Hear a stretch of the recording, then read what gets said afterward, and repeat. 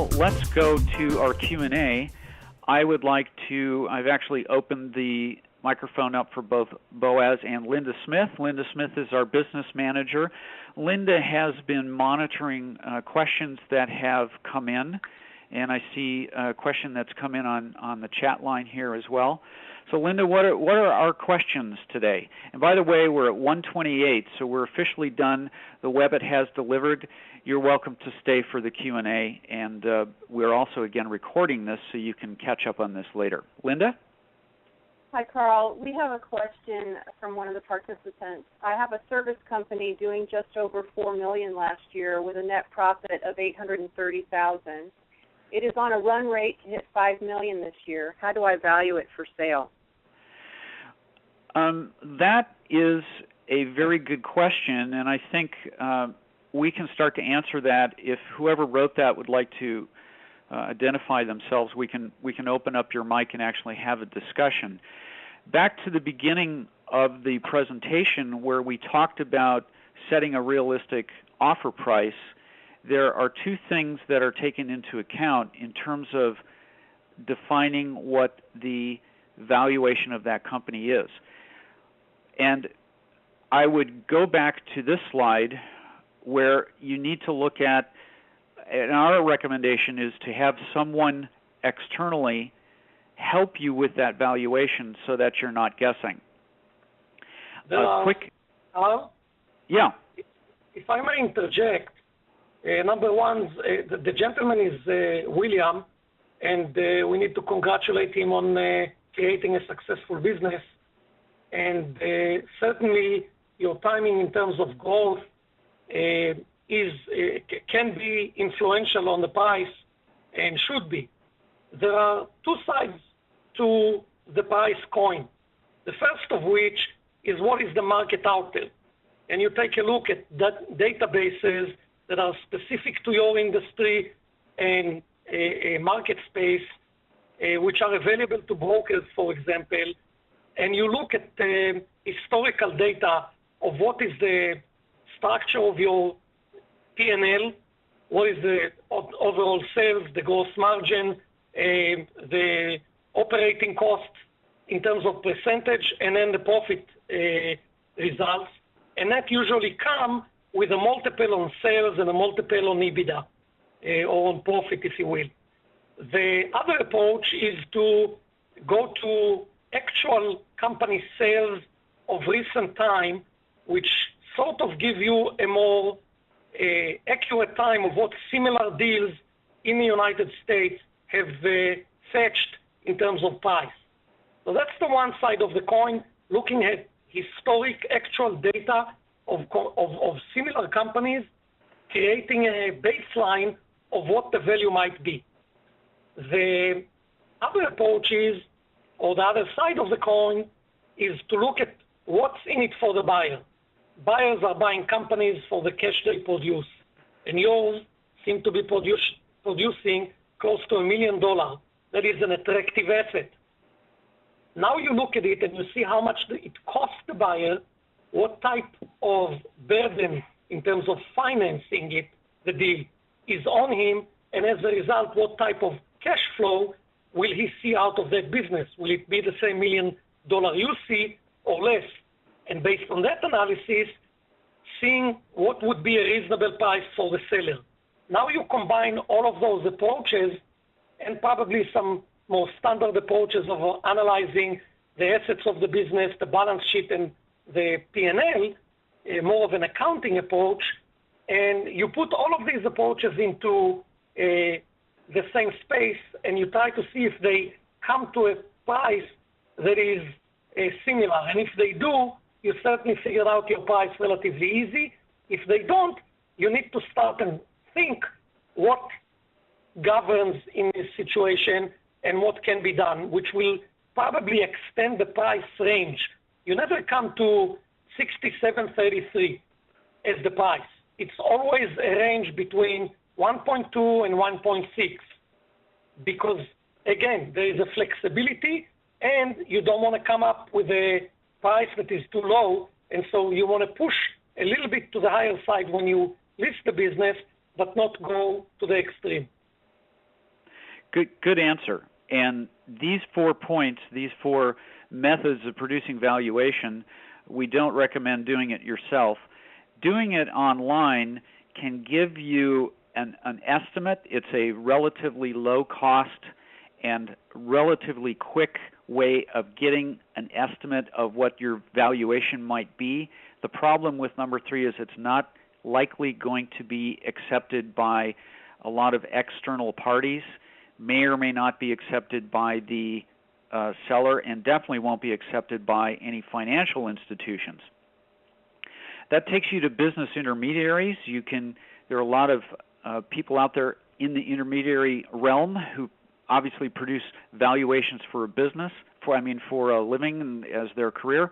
However, you can get a wide degree of variability with business intermediaries, so you have to be careful who you're dealing with.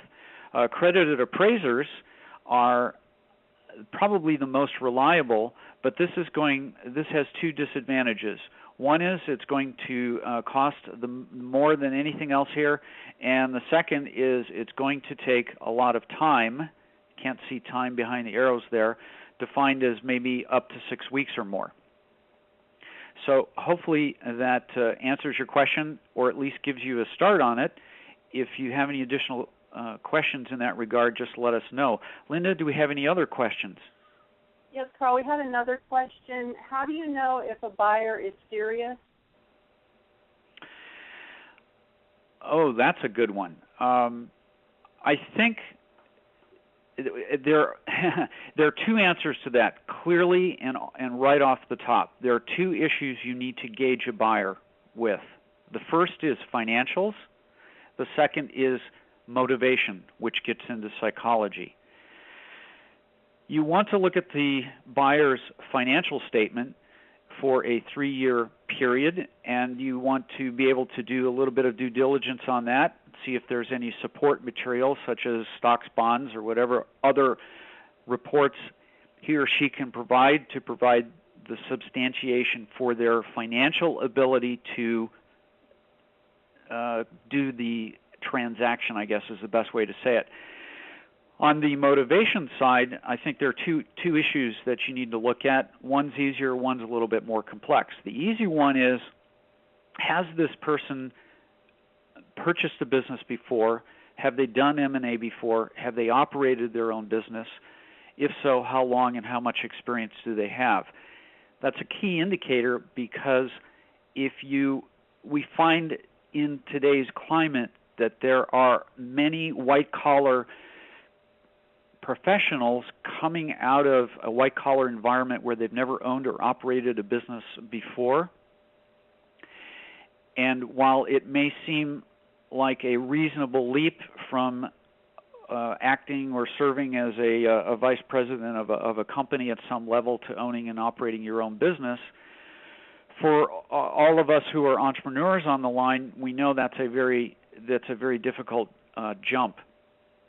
So understanding, engaging the buyer's ability, previous ability, and historical ability is one step there in gauging the motivation.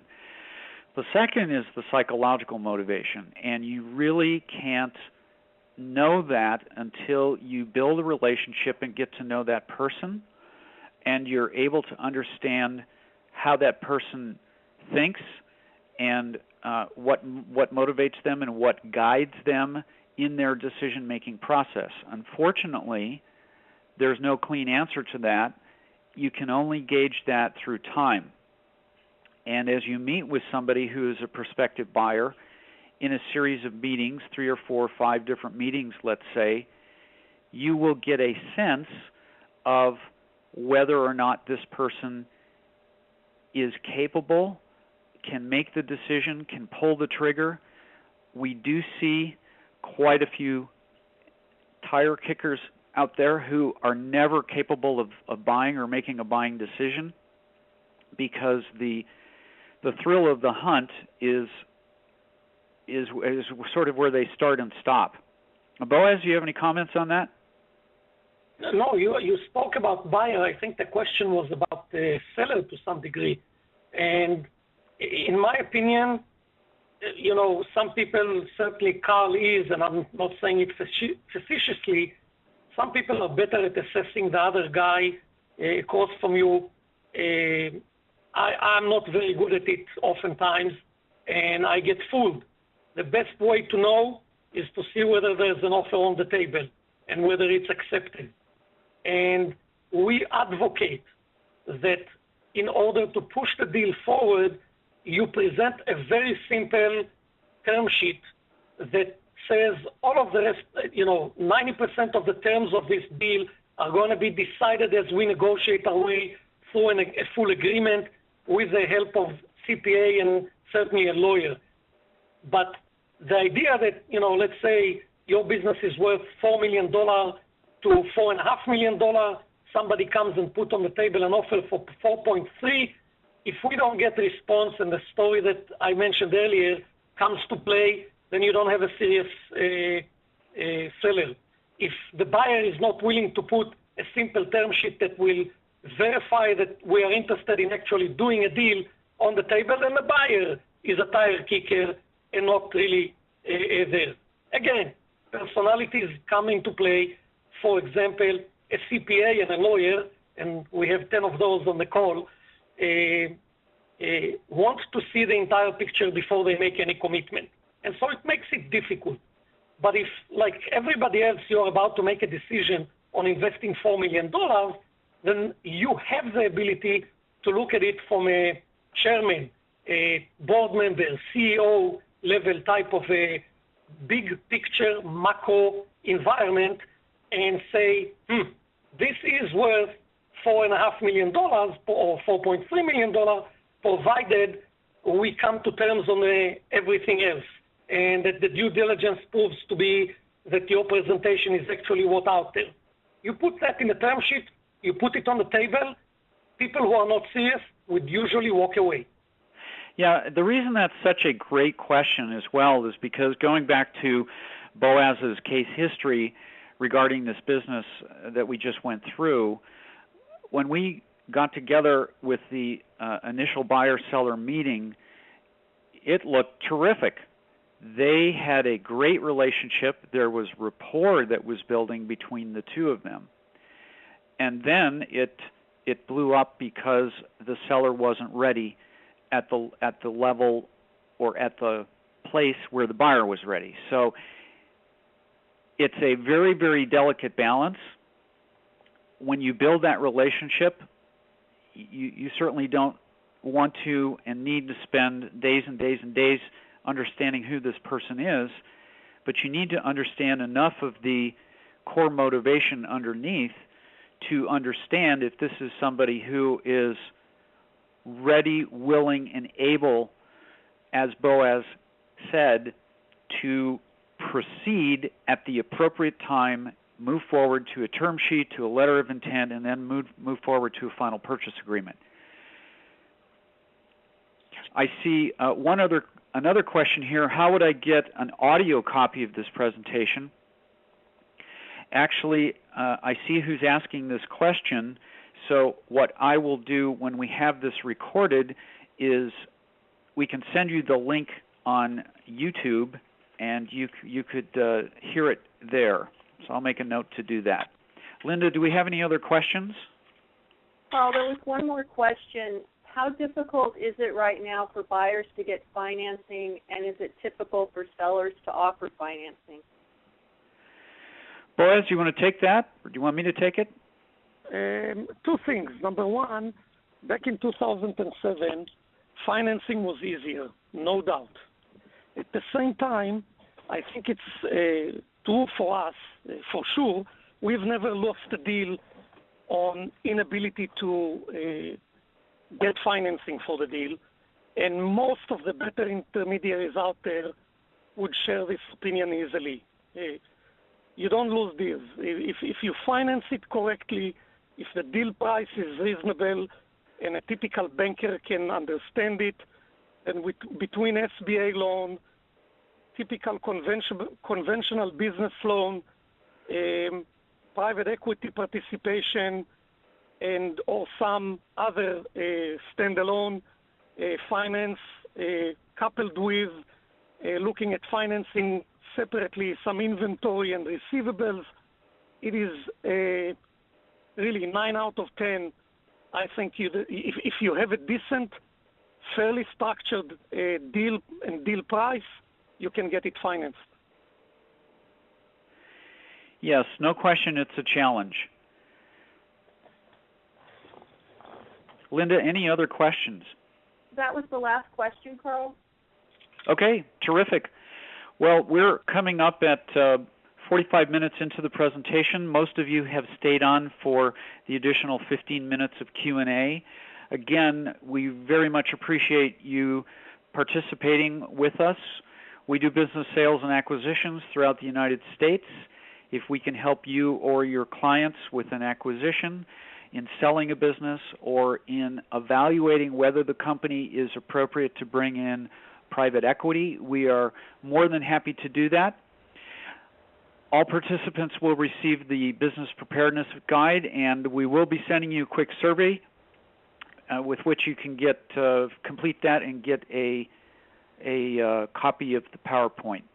And now we do have one comment that came up, which is not a question, and that comment is that advisors to the owner should take care not to let the CEOs of the buyer and seller reach final agreement on price too soon. Mm-hmm. And the person who mentioned that, I have just unmuted you if you would like to discuss that. Yeah, this is Bill. One of the problems that you'll run into, particularly when CEOs of both the buyer and the seller reach an agreement, $3 million, $4 million, whatever it is, they will each reach that agreement from their own perspective. They do not have in mind that there might be very significant adjustments due that will be necessitated because of the due diligence process.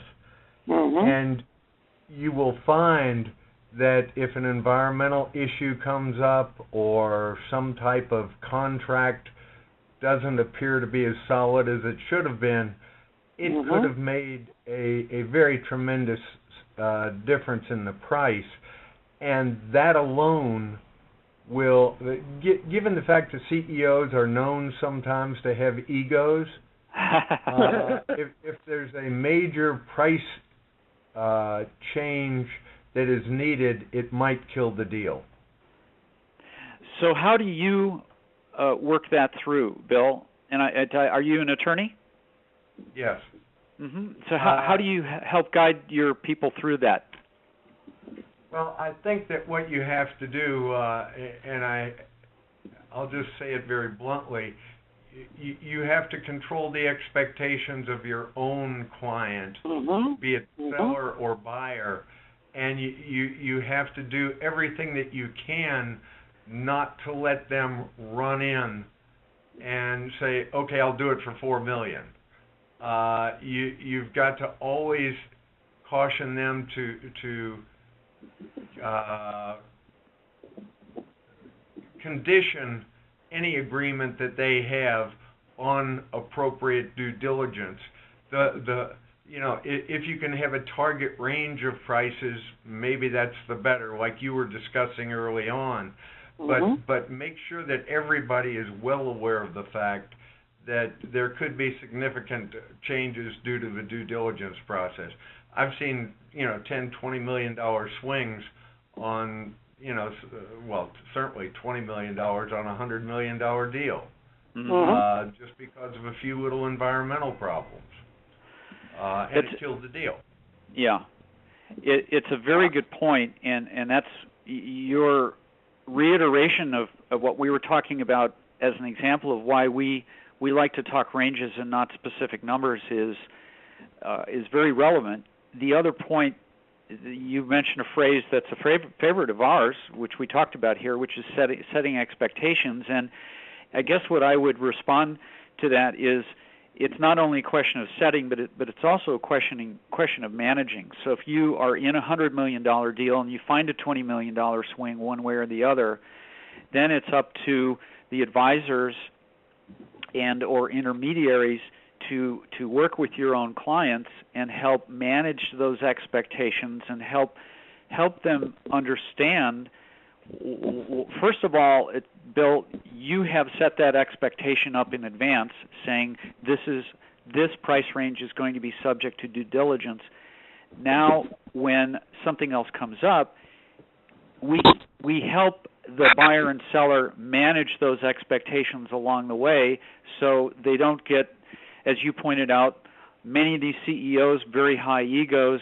The initial reaction is to storm off or get angry or whatever the reaction is. That's why you really need a team around you to help you get this deal done, to help provide the perspective and help manage the expectations as variables change along the way. You know, number one, I couldn't agree with you more, Bill, because you're bringing up to anybody who's been involved in doing M&A and selling, buying companies, we all ran into those situations. If when you set the expectations by saying, let's say the price is 4.3, and it can vary based on the findings, and the findings are usually, when you have a fair seller and a fair representation of the business, there are good surprises and there are bad surprises. And if they sort of, come in equal amounts and are leveling each other, then really there's no need to change the price. But we have seen, just as you suggested, a 20% or so, if not more, changing price because a major claim by the seller has not been met. Or alternatively, the buyer will not, the buyer did not state his financial situation clearly enough, and the banks are backing off at giving him finances with street prices of, let's say, 6%, 6.5%, and they claim 8%, and that makes the buyer walks away. So it can happen on both sides, and it's a major reason why intermediaries sometimes, just in order to, through the due diligence process, make sure that the adjustments are being made and that balance is being kept. Yes. One other comment, and I don't want to preempt anyone else, but it would be very important for an owner of a company that he intends to sell to consider having a third party do a due diligence of his company before he puts it on the market, just to make sure that no surprises come up that he or she wasn't aware of. Are you saying financially or operationally or both? Could well be both. My typical is both financial, operational, and legal. Mm-hmm. If the deal, on deals that are north of $20 million, I think that this is necessary. Usually in those situations, you can also find audited financials. In deals that are under 10 million, it's usually difficult to administer, both because of cost and because of the exposure of the employees to the process. That puts in a fear that is undesirable for most sellers. I know exactly what you're speaking about. Been through it a number of times, and we certainly don't need to take up everybody's time here. But if you don't have a third party doing it, you'd better know the business very well before you attempt to buy something. Right. Oh, by all means. Well, again, I think we're at a closing point here. Bill, thank you very much for your comments. That helps make our webcasts energetic. We always love that when it happens. So thank you again. We know how valuable your time is. We'd like to inform you about future webcasts that we'll be doing. And I would like to announce we hit a record for participation today in terms of the percentage of people who registered and attended. We were over 80%. So seems like we're hitting a relevant chord in the marketplace.